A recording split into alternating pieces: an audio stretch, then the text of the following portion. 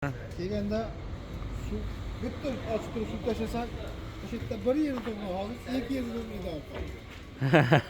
Assalomu alaykum. Ahli Top kanalimiz a'zolari. Mana bugun 2-dekabr yana bir laboga chiroyli bo'lgan tunikani o'rab bo'ldik. Laboni egalari Farg'ona viloyati Rishton tumanidan yetib keldilar. Laboni atroflariga tunika qilib berdik. Qolgan rezinkalar bor ekan, tashlab olishadi. Mana bu joylarga qanday bolalarni qo'ydik. Sababi tunikalar baquvvat bo'lish uchun qilinadi bu narsa. Telefon raqamlarimiz, penaplexlarni qo'ydik. Issiq sovuqda hozirgi issiq orqadan urmaydi. Yozda hozirgi sovuqlar orqadan urmaydi. Ishqib ikkalasi ham to'satda garchi mana yo'llarni 2 sm bukilgan.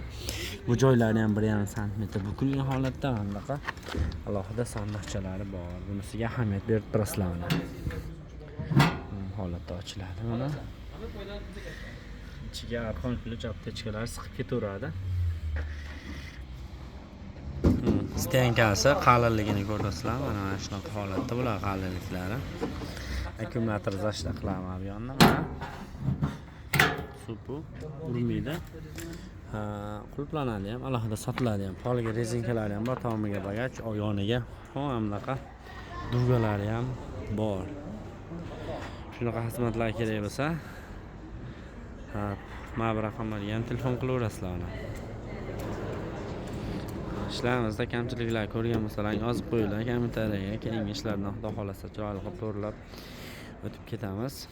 Ustakamiz bo'ladi. Kuzatishda davom etinglar, sog' bo'linglar, salomat bo'linglar.